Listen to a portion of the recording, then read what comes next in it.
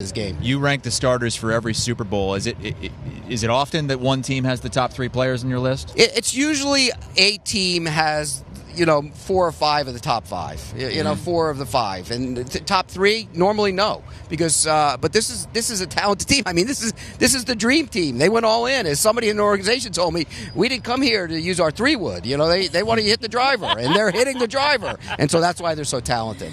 Yeah. Top 3 players in Pete Prisco's rankings of starters on the LA Rams. How about Jamar Chase, number 4, and how did you rank him ahead of Burrow? Well, it was close. Again, I go back. This is how you play your position as you are right now. And don't get me wrong, I think Joe Burrow's outstanding. I think if you ask people around the league who plays their position better, Jamar Chase right now plays his position better, I think, than Joe Burrow does. That won't always be the case. In fact, let's just say they came back next year and they were in the Super Bowl.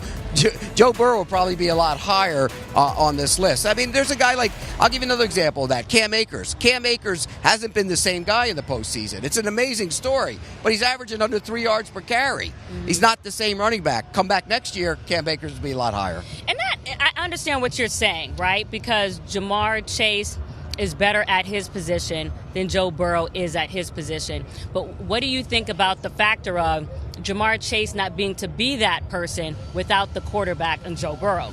But again, they're linked together. I get it. The quarterback is the most valuable. Right, I mean, you could make this. If you really made this list based on value, it would be Joe Burrow and Matt Stafford, 1-2, because they're the most valuable players in the game. And Joe Burrow ahead of Matthew Stafford. Was it very barely? close? It was really close. How so? Yeah, how did you? I just think the way they're playing right now, and I know the stats don't always bear that out, but there's also the it factor and the big game factor and the momentum factor. And I thought against the Bucs, the Rams kind of were teetering there for a bit.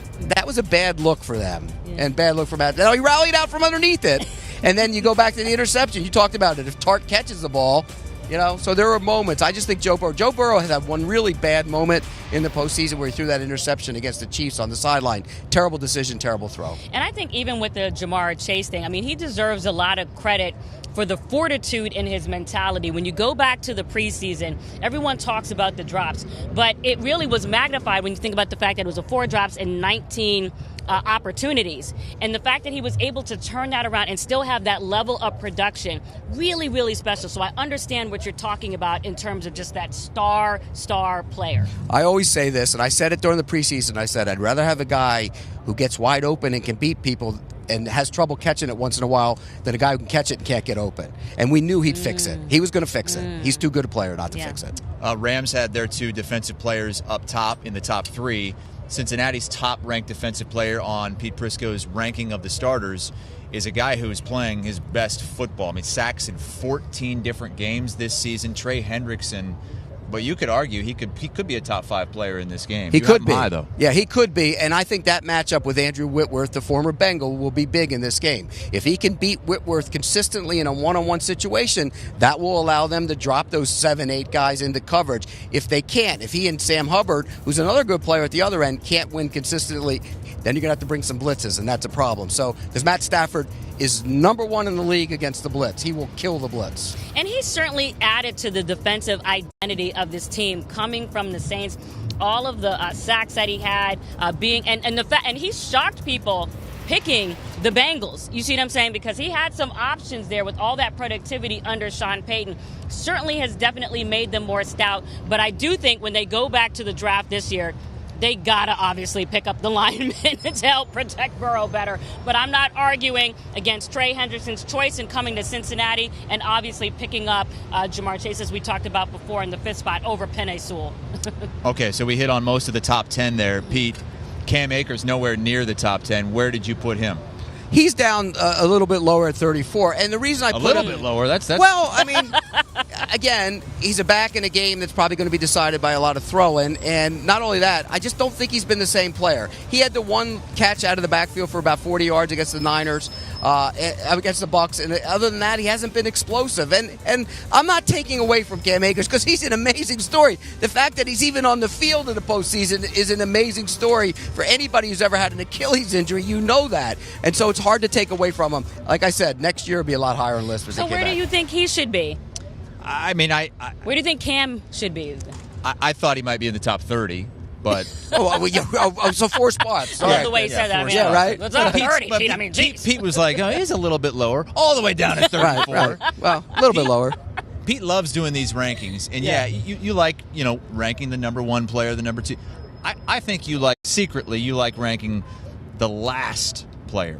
The worst starter. I usually feel sorry for the last player.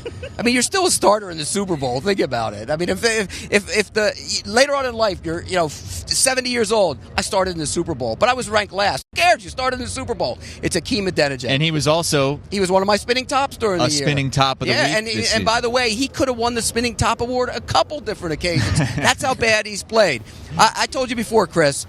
Usually, a bad offensive lineman is a speed bump. This guy's not even a speed bump. And I'm concerned about him against Donald when they line him up over there. And it doesn't help him that the center isn't great and the right tackle is not very good either. He's a replacement as well for Riley Reif. So that is a major concern, but he is the worst player in this game. So when you do these rankings, and this is the first time I'm doing this with you, Pete, does the agent of the player in the last spot ever call you? I've had when I do the top 100 every year, I rank the top 100, which I've been doing a long time. I hear back from guys on that one, and I'll say, how'd that conversation go? Players have blocked me on Twitter.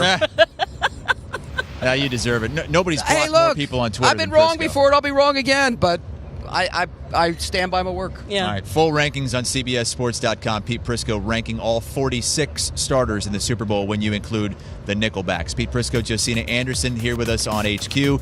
Jonathan Coachman and the Early Edge crew have a watch party for the game tonight on the Sportsline YouTube page with live bets and special guests. It's going to be a lot of fun. Love hanging with those guys.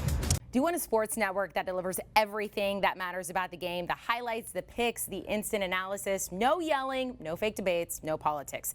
Hit the subscribe button and never miss a moment.